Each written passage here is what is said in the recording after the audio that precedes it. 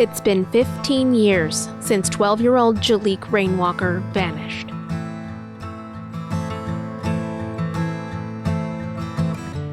His disappearance from rural upstate New York was ruled a probable child homicide. But no one has ever been charged, and his body has never been found.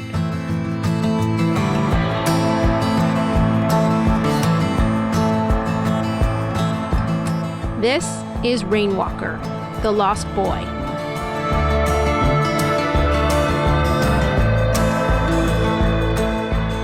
I'm Jessica Marshall. And I'm Wendy Libertor. In this podcast from the Times-Union, we'll take a deep dive into this mystery, the case of a missing child that has unsettled New York's capital region and beyond for more than a decade. Episode 4, The Yellow Fleece.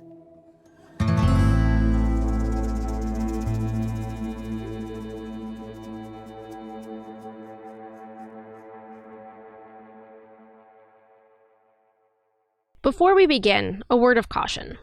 The story we are about to tell involves situations that may be very disturbing to some listeners. So please take care as you listen.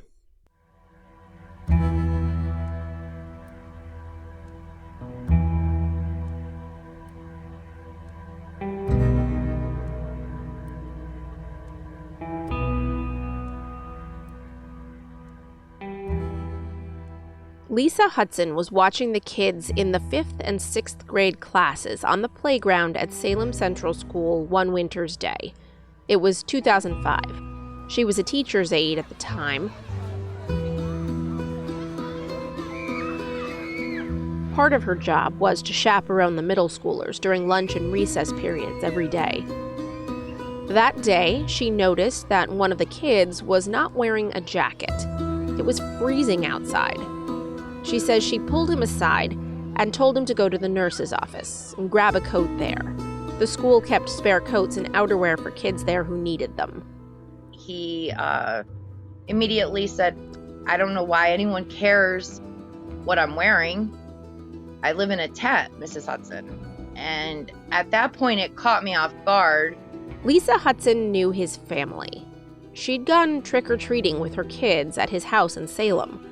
Why was Jaliek Rainwalker telling her he lived in a tent? I said, what do you mean? And he said, well, my family's building a house, and right now it's under construction, but I'm living outside in a tent. Hudson says Jaliek ultimately relented and went inside to get a coat. She says she saw him later that day.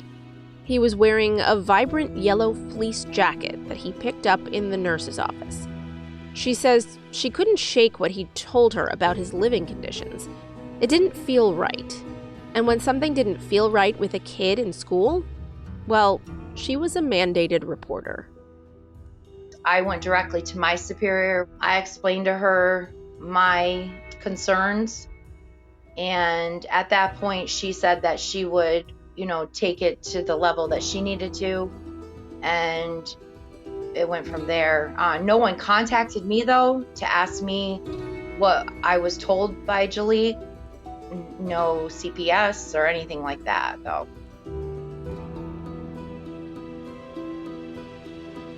Lisa Hudson was let go soon after due to budget cuts.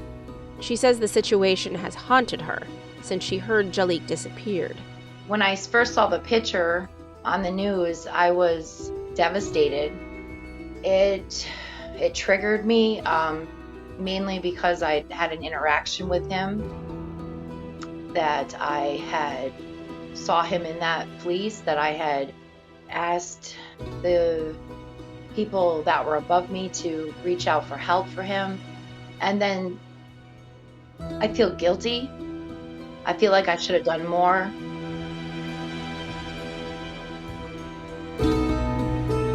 After Jaliek went missing, his parents described him as possibly wearing a yellow fleece.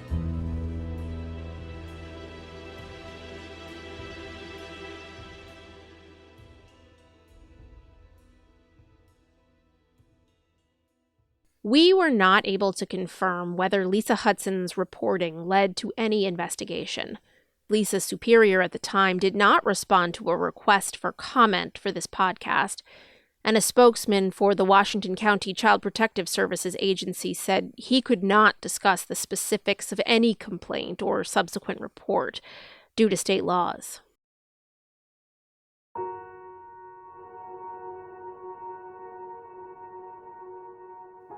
But by Stephen Kerr and Jocelyn McDonald's own admission, in a 2007 interview that aired on Albany's News 10, they had been subject to a Child Protective Services investigation involving Jaliek several years before. This 28-minute interview from December of 2007 is no longer available online, but we obtained a verified copy of it. WTEN's management would not allow us to use any audio from it in our podcast. They also prohibited us from talking on the record to the reporter who conducted that interview, Anya Tucker, so we're paraphrasing here. Jocelyn McDonald told WTEN the incident occurred 3 months after Jaliek had come to live with them.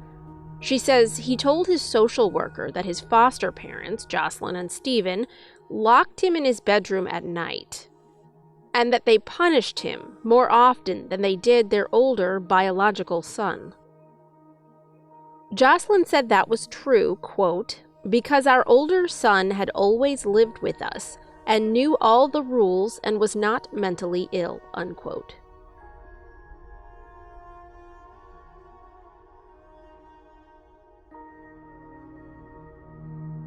When the couple from the rural upstate New York County first took Jaliek into their family as a foster child, they lived in a rented 4-bedroom house in Salem, New York.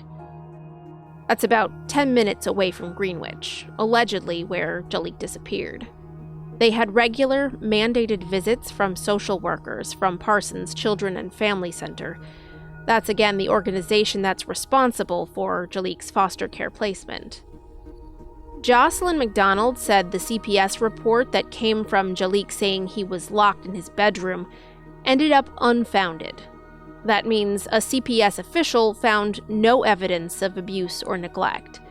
Typically, unfounded reports are kept confidential. You wouldn't know about them unless someone told you.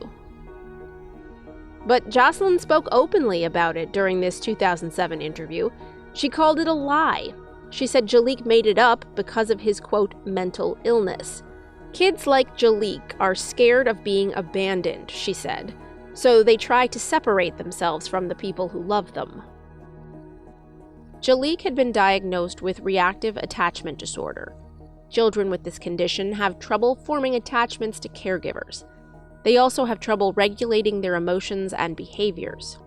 Jaliek had been receiving therapy when he came to live with Stephen and Jocelyn, according to what his previous foster family told the Times-Union in 2007. That couple, who has not spoken publicly since then, also told the Times-Union that Jaliek had problems controlling his anger. He'd been prone to violent outbursts in their home. They feared him, they said.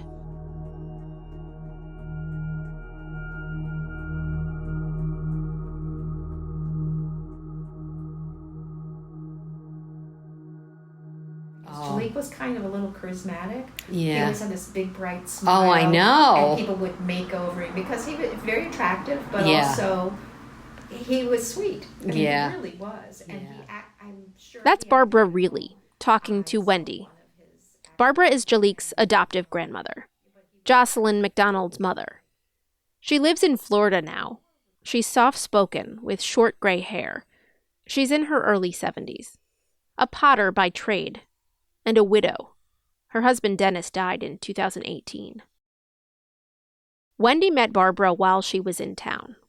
They talked about Barbara's memories of Jaliek. Sure, he acted at home. I saw one of his acting outs, and but he was flailing around. He wasn't like, he more would focus on himself. He was angry with his behavior or frustrated. He would get so frustrated if he... Barbara does not dispute claims by Jaliek's parents that he had violent outbursts. But she makes a point of saying that she never witnessed him posing a threat to others. In a conversation we had with her on the phone a few months earlier, she remembered her grandson most as a sweet and loving boy.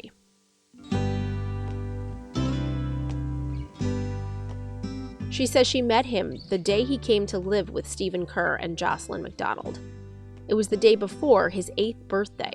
When I met him, he gave me a big hug and smile and, said, he had a new mama and papa and was very sweet, and we played. And then the next day I went back up for his birthday party. And so that's, it was a very easy meeting, and he was very loving and very sweet. During the next few years, she would take Jaliek for overnights at her house. He called it Granny Camp. She and Dennis took him to Florida when he turned 10.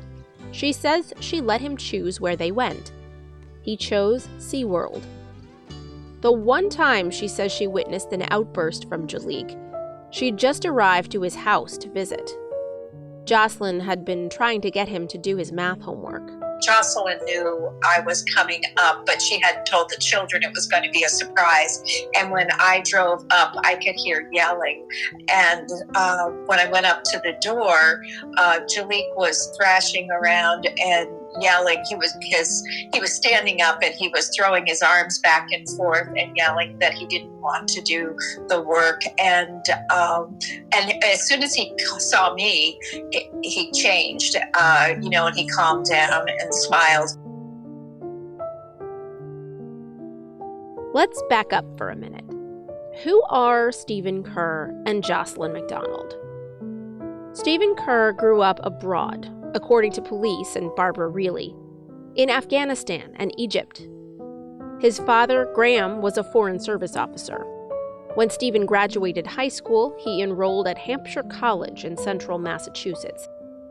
Jocelyn's father was in the Army. Barbara says they moved around a lot.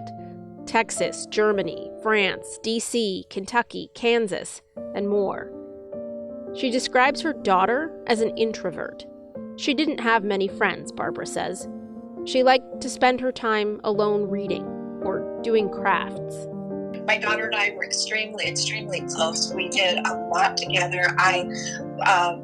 There were a number of times where especially after she got married, where she was living in a separate state, but we would always see each other frequently, talk on the phone often, do trips together. We did a lot of road trips and traveling together. Barbara eventually ended up living in upstate New York. When Jocelyn was pregnant with her first child, Barbara says they went to a class together at the Omega Institute for Holistic Studies in the Hudson Valley.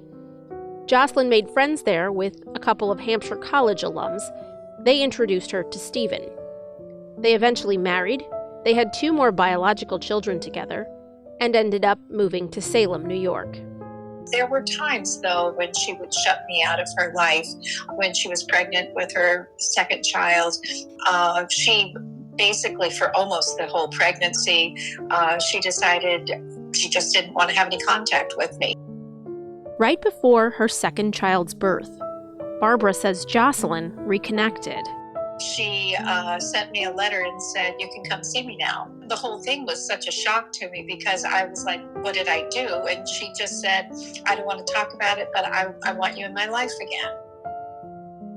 Barbara says she remembers when Jocelyn told her they were going to take on foster children. I had talked to Jocelyn when I first came up here, and she was doing foster care, and she's talking about, foster care and adoption. And I said, if you want my advice is wait until your children are older. Then do what you consider a good deed and help children. But wait until your children are older. Right. Because then you have your family. Barbara says Jocelyn ignored her advice. Stephen Kerr and Jocelyn McDonald officially adopted Jaliek Llewellyn Franklin Boyd in 2003. He legally became Jaliek Rainwalker. Barbara says her daughter came up with the surname Rainwalker. She says Jocelyn went for a walk in the rain during her first pregnancy. She came back with the idea. It became the legal surname for all 5 of her children, according to court documents that we viewed.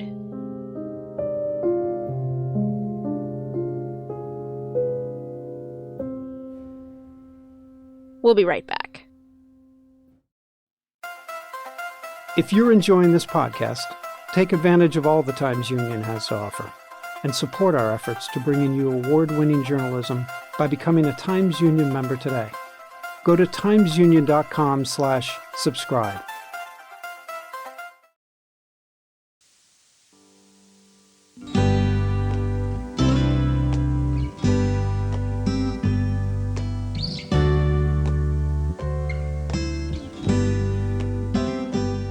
Welcome back to Rainwalker, the Lost Boy. During the first part of Jaliek's life with the Kerr McDonald family, he went to public school in Salem. He took karate lessons. He went to theater camp in Vermont for 2 summers. That's where he met Abby Andrews. And we got paired up somehow in a small group. And we spent a lot of time together. We ate lunch together, and we performed together, practiced together, sang, danced, did a lot of activities together. Abby says she remembers Jaliek as someone who seemed to have a lot of confidence and charisma. I do have some memories of him being a little upset sometimes. He was easily offended, or he was just kind of sensitive. But then again, we were young. He seemed like everybody else in my eyes, just a normal little boy. Earlier in this podcast, Abby told us that she remembered wanting a playdate with Jaliek. But they couldn't communicate outside of camp. Jaliek didn't have access to the internet, and she didn't know why. It was just a hard no about ever having a relationship with Jaliek outside of camp. Was it his parents, or? I don't know. I can't speak on that. I don't know. I just think it would have been hard to have a play date with him.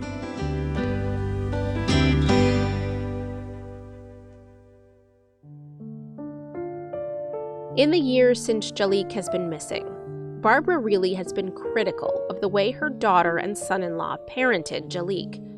She says they were loving, but militaristic. She would tell me over and over again that Jaliek had consequences, and if they weren't punishments, but they were consequences for their action. So if they didn't do their schoolwork or they acted out in some way, the consequence was extra work or physical work or shunning. Barbara says Jocelyn used the term consequence, but she used the word punish during the WTEN interview. She said that they did, quote, punish Jaliek more than her older son. Mary McGowan, who runs the Reactive Attachment Disorder Training and Education program ATTACH, and who herself has raised children diagnosed with it, says punishment and enforcement of consequences is not effective for those children. In fact, it can make their behavior worse. First of all, we need to be educated. We need to have the knowledge of what it is. When parents come in with traditional parenting, like behavioral modification, punishment, if you don't do this, you won't get that, sticker charts, delayed gratification, get a C and I'll give you $10, $20, $50. All of those things don't work with our children because they don't have the executive functioning to do that. I think if we can get parents to see the iceberg, if you will, when parents reach out to us with frustration, it's when they're looking at the tip of the iceberg, they're looking at the emotions, the behaviors, the rages over homework, snapping of pencils, flipping the tables over.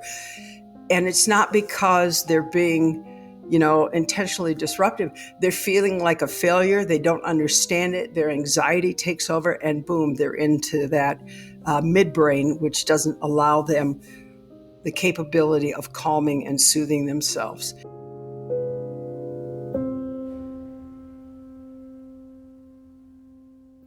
The house his parents were building in late 2005, as Jaliek described to Lisa Hudson on the playground that winter, became a one-room cabin on the outskirts of Greenwich, on a rural road called Raven Way. It did not have plumbing or internet. Electricity was limited to a generator running a few hours a night. According to Barbara Reilly, they built it to live out a more eco-friendly lifestyle. Have you ever had anyone that lived off the grid before? I mean, is that something that's foreboding for foster parents or no? Well, can you describe to me what you mean by live off the grid? That's Kim Cummins from Northern Rivers. That's the organization that runs Parsons Children and Family Center. Well, no electric, no plumbing, outhouse, basically. So in my personal experience, I have never certified, nor would I have certified a home in that condition. Back in the day. These are new houses. Jaliek's family no longer owns the property on Raven Way. Wendy and I drove by it one day last summer just to see it. Just this scrub. Here it is. This is it. I knew it wasn't that far in. This is it? This is where they lived? The cabin is small. It's made of wooden beams and stone. The mortar between the stones is embedded with what looks like the butt ends of colored glass wine bottles. From our vantage point on the street, they looked like glittering jewels. About 20 feet from the cabin are two dilapidated wooden outhouses. They look like they haven't been used in a long time. Jaliek had been officially adopted before his family moved to Raven Way. And once a child is adopted, according to Kim Cummins, Parsons social workers no longer make visits.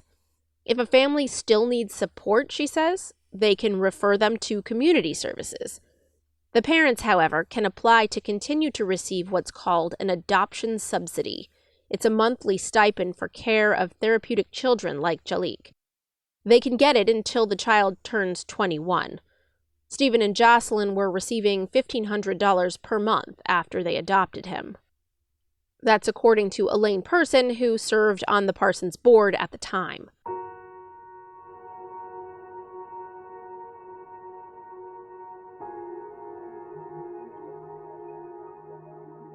Barbara says initially she observed Jocelyn and Stephen to be very attentive to Jaliek's diagnosis. She says they took him to specialists all over the Northeast to try to get him help. And he was in therapy and he was on medication for the first year or two. Yeah. But then they just stopped, they stopped all counseling.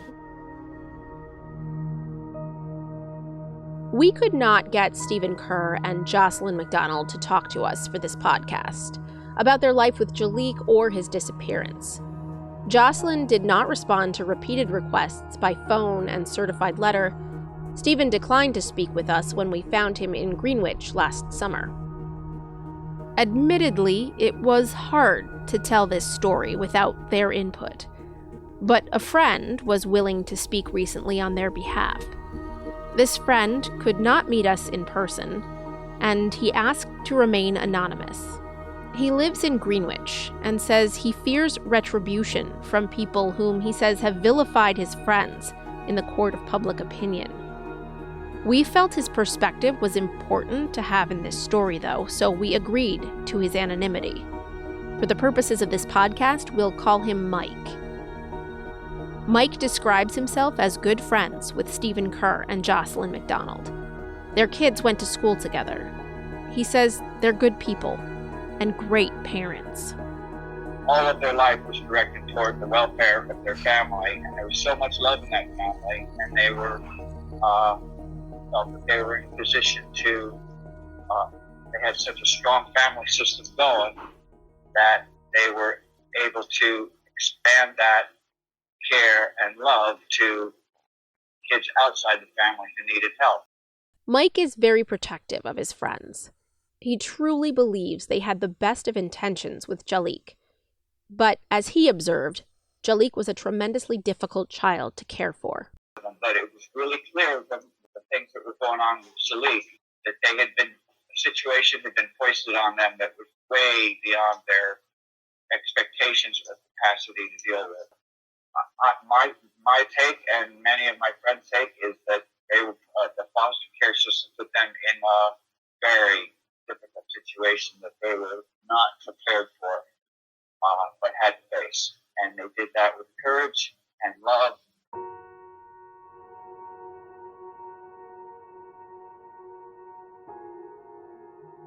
Jaliek was pulled from public schools and put in a homeschool program by 2007. Stephen and Jocelyn admitted that they were trying to reverse Jaliek's adoption and put him back into foster care in the month before Jaliek disappeared. They said the breaking point for them was when Jaliek verbally threatened a child in his homeschool program in October of 2007.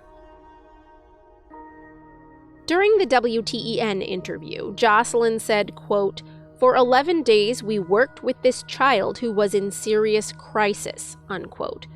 She said they called therapists, pediatricians, and even called St. Anne's Institute in Albany. St. Anne's is a nonprofit agency that offers residential and community services to young women and girls in crisis. They also offer sex abuse prevention programs for young men. Jocelyn also admits here that they were looking to put Jaliek back into the foster system because she and Stephen believed, quote, "There are certain services you can only access through foster care," unquote. For 6 of the 11 days, Jocelyn says they worked with Jaliek, quote, "in crisis," he'd been at Elaine Person's house. We talked to Elaine from her home in Altamont. She says Jaliek opened up to her a little during his stay. She says he told her his parents washed his mouth out with soap. Was there anything else that Jaliek told you that upset you or made you think this is a little odd? They had to use the outhouse in the wintertime, and I asked him, I said, well, isn't it kind of cold? And he goes, no, it's only bad if I go out there after my little brother's been there and he peed all over the seat. And we talked about the fact that his parents had bought him an electric guitar. And I said, well, you don't have any electricity. How do you do that? And they would crank up a generator and they'd have electricity for a short period of time.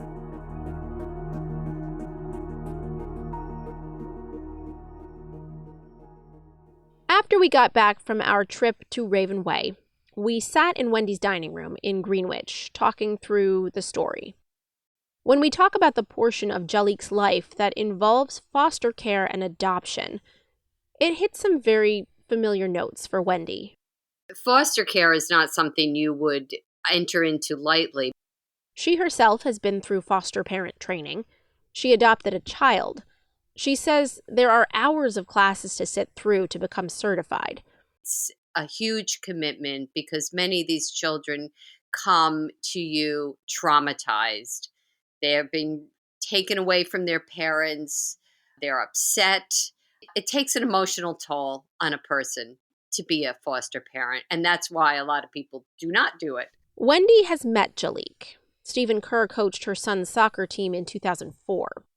Jaliek wasn't on the team, his older brother was, but he tagged along to games and practices. He would walk behind Stephen with one hand on his shoulder the whole time and not talk to anybody, never smile. Jaliek came to her house once. She hosted an end-of-season pizza party for the team and their parents. It's always disturbed me that Jaliek was never found. No one was ever brought to justice if, he was killed. Yeah, I just want to find the answer.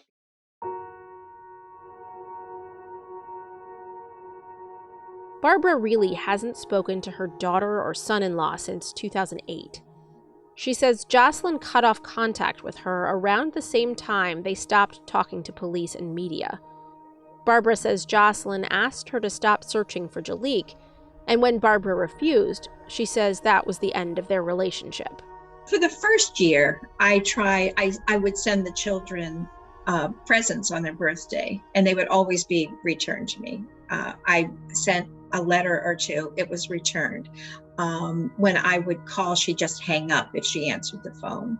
So over the years, I probably heard her voice maybe 3 times, because most of the time it just goes to an answering machine. Before they became estranged, Barbara says she was very close with her daughter and grandchildren. At the time Wendy spoke with Barbara Reilly in Greenwich, Jocelyn's oldest son was getting married. She says she wasn't invited to the wedding. Where is he getting married, in Vermont? He's getting married in Brooklyn. And you won't. And I know I've missed a lot of milestones. This one's hard.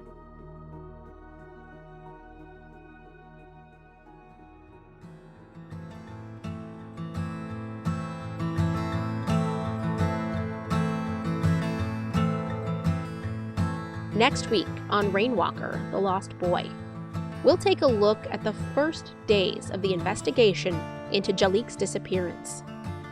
And you know, we can all name the Gabby Petitos, the Natalie Holloway, the Chandra Levy's, and many more. But can any of your listeners name a person of color that has garnered the same level of national media coverage? They can't. And guess why? Because it doesn't happen.